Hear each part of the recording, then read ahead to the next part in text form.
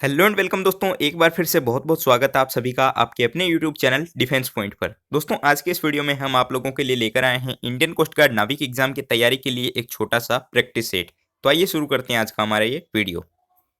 दोस्तों, इससे पहले कि हम वीडियो शुरू करें, अगर आप लोगों ने अभी तक हमारे चैनल को सब्सक्राइब नहीं किया है तो उसको सब्सक्राइब जरूर से कर लें और बेल आइकन को प्रेस कर लें ताकि आपको हमारे द्वारा दिए जाने वाले सभी लेटेस्ट अपडेट्स मिलते रहें। तो देखिए, पहला प्रश्न क्या है। तो पहला प्रश्न है कि where is the headquarter of Asian.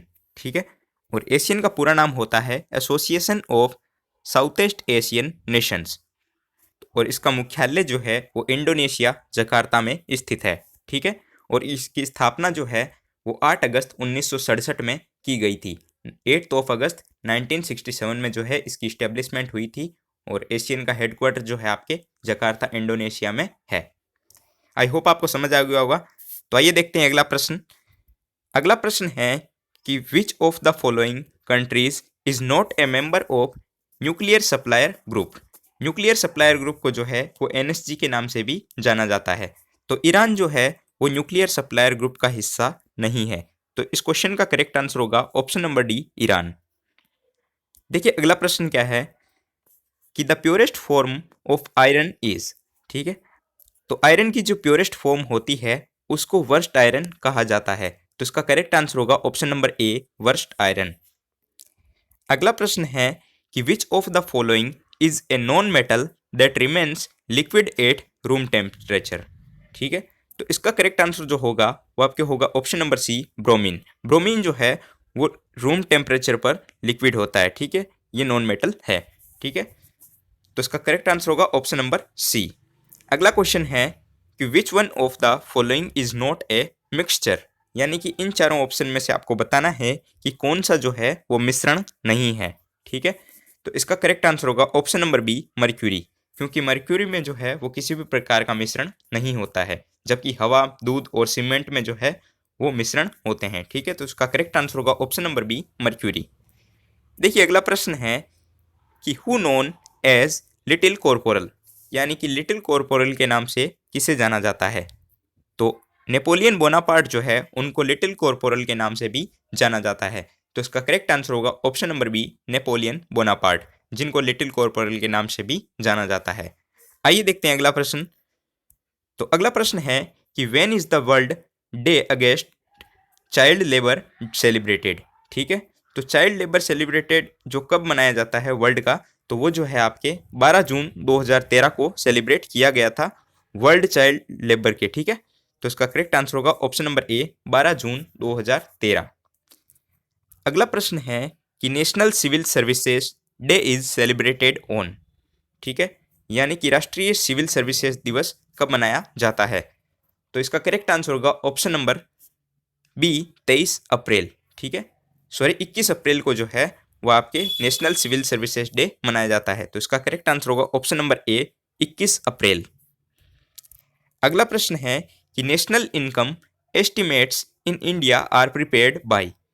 तो इंडिया की जो नेशनल इनकम है वो किसके द्वारा तैयार की जाती है। ठीक है, तो इंडिया की जो नेशनल इनकम है वो आपके सेंट्रल स्टैटिकल ऑर्गेनाइजेशन के द्वारा तैयार की जाती है। तो इसका करेक्ट आंसर होगा option number C, central statical organisation. इसको सीएसओ भी शॉर्ट में कहा जाता है। ठीक है, आइए देखते हैं अगला प्रश्न। अगला प्रश्न है कि the main source of national income is in India. Bharat की जो राष्ट्रीय आय है उसका मुख्य स्रोत क्या है।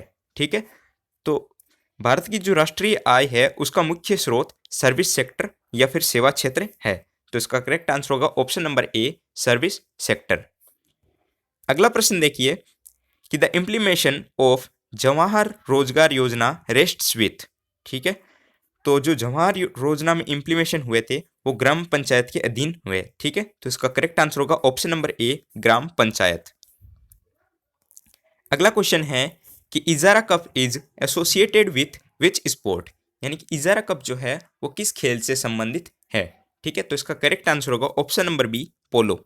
पोलो से जो है वो इजारा कप जुड़ा हुआ है। तो इसका करेक्ट आंसर होगा ऑप्शन नंबर बी, पोलो। अगला प्रश्न है कि boat race is a famous festival game. ठीक है, तो बोट रेस जो है वो आपके केरला का फेमस फेस्टिवल गेम है। ठीक है, तो इसका करेक्ट आंसर होगा option number B, Kerala. Kerala में जो है वो बोट रेस एक गेम होता है जो एक फेस्टिवल के टाइम में खेला जाता है। ठीक है, तो इसका करेक्ट आंसर होगा ऑप्शन नंबर बी, केरला। अगला प्रश्न है कि Hopman cup is related to which sport, यानी कि होपमैन कप जो है वो किस खेल से संबंधित है। ठीक है, तो होपमैन कप जो होता है वो बैडमिंटन से लॉन टेनिस से संबंधित है। ठीक है, तो इसका करेक्ट आंसर होगा option number C, lawn tennis. आइए देखते हैं अगला प्रश्न।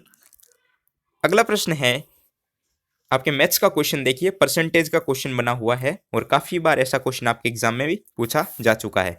तो क्वेश्चन देखिए कि in an election between two candidates, यानी कि एक चुनाव में दो कैंडिडेट खड़े हुए, यानी कि दो उम्मीदवार खड़े हुए। ठीक है, one got 55% of total valid votes, उनमें से एक ने वैलिड वोट्स में से 55% वोट प्राप्त किए। ठीक है, 20% वोट वर बी इनवैलिड, यानी कि उनमें से जो है वो 100% में से 80% जो है वो वैलिड वोट्स थे और 20% जो है वो इनवैलिड वोट थे। ठीक है, if the total number of votes was 7500, यदि कुल वोटों की संख्या 7500 थी, the number of valid votes that the other candidate got was, तो उन वैलिड वोट्स की संख्या क्या होगी जो दूसरे कैंडिडेट ने प्राप्त की है। ठीक है, तो इसका जो करेक्ट आंसर होगा वो आपके ऑप्शन नंबर बी 2700 होगा, 2700। ये कैसे होगा देखिए, मैं आप लोगों को शॉर्ट में बता देता हूँ, बाकी जब हम लोग परसेंटेज का चैप्टर करेंगे तो उसमें जो है मैं आपको डिटेल में एक्सप्लेन करूंगा। ठीक है,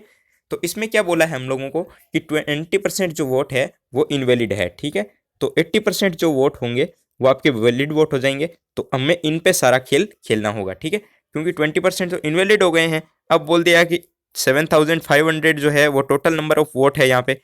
तो इसको जब हम सॉल्व करेंगे तो देखिए 7500 इंटू 80/100,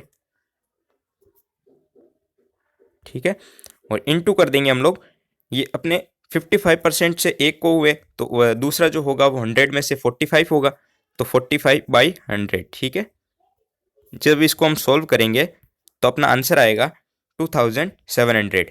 तो इसका करेक्ट आंसर हो जाएगा ऑप्शन नंबर बी, 2700। इसको हम डिटेल में एक्सप्लेन करेंगे जब हम परसेंटेज का चैप्टर शुरू करेंगे। हम एक दो दिन में जो है वो मैथ्स की भी प्रैक्टिस शुरू कर देंगे, तो उसमें जो है हम व्हाइट बोर्ड क्लासेस पे शुरू करेंगे। ठीक है, तो देखिए अगला प्रश्न क्या है कि A and B invest in business in ratio of 3:2। If 5% of total profit goes to charity and A shares in rupees 855, the total profit is। तो ये जो है आपके लाभ और हानि से क्वेश्चन बनता है।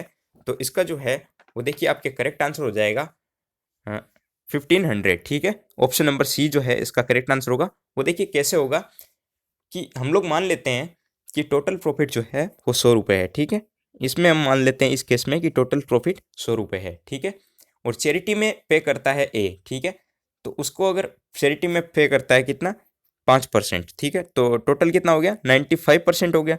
हम लोगों ने 100 माना, उसमें से 5% जो है वो चैरिटी में चला गया, तो 95% इंटू 3/5 हो जाएगा। ठीक है, 3:2 बोला है तो 3 ऊपर आ जाएगा और डिवाइड एड हो जाएगा तो 3:5।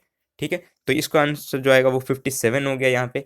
तो यहाँ पे अगर ए का 57 है तो हम लोगों ने टोटल प्रॉफिट माना था, तो अब देखिए 855 कैसे होगा, 855 है रुपीज़। तब अब देखिए कि इसको 100 डिवाइडेड बाई 57 इंटू 855। ठीक है, इसको शॉर्ट में देखिए आप कि 100 डिवाइडेड बाई 57 इंटू 855, और इसको जब आप सॉल्व करेंगे तो आपका आंसर आएगा 1500। ठीक है, आई होप आपको समझ आ गया होगा। इसको भी हम जो है वो परसेंटेज के प्रॉफिट एंड लॉस के चैप्टर में कंप्लीट करेंगे। तो इसका करेक्ट आंसर हो जाएगा 1500, ऑप्शन सी। देखिए अगला प्रश्न है कि चौथ वाज, तो चौथ क्या था, चौथ जो है वो आपके लैंड टैक्स होता था। ठीक है, तो land tax levied by Shivaji on neighbouring states. ठीक है, तो इसका करेक्ट आंसर होगा option number C, land tax levied by Shivaji on neighbouring states. अगला प्रश्न देखिए कि which classical dance is famous in Tamil Nadu. ठीक है, तमिलनाडु में जो है वो कौन सा क्लासिकल डांस फेमस है। ठीक है, तो तमिलनाडु में जो है वो भरतनाट्यम काफ़ी फेमस है। तो इसका करेक्ट आंसर होगा ऑप्शन नंबर सी, भरतनाट्यम। अगला प्रश्न है कि in dash state of is the hornbill festival held every year, यानी कि हॉर्नबिल फेस्टिवल जो है इनमें से कौन से राज्य में प्रतिवर्ष मनाया जाता है। ठीक है, तो हॉर्नबिल जो है वो आपके नागालैंड में काफ़ी फेमस फेस्टिवल है, तो इसका करेक्ट आंसर होगा ऑप्शन नंबर डी, नागालैंड। ठीक है, आइए देखते हैं आज के इस प्रैक्टिस सेट का लास्ट और अगला question. What is the scientific name for washing soda. ठीक है, यानी कि वॉशिंग सोडा का जो है वो वैज्ञानिक नाम या रासायनिक नाम या फिर साइंटिफिक नेम क्या होता है। ठीक है, तो इसका करेक्ट आंसर होगा ऑप्शन नंबर ए, सोडियम कार्बोनेट। ठीक है, वॉशिंग सोडा को जो है वो सोडियम कार्बोनेट के नाम से जाना जाता है। ठीक है, इसका ये साइंटिफिक नाम होता है, तो इसका करेक्ट आंसर हो जाएगा option number A. I hope आपको सारे प्रश्न समझ आ गए होंगे, तो इस वीडियो को लाइक कीजिएगा और अगर आपने अभी तक हमारे चैनल को सब्सक्राइब नहीं किया तो उसको सब्सक्राइब जरूर से कर लीजिएगा। मिलते हैं अगले वीडियो में, तब तक के लिए जय हिंद।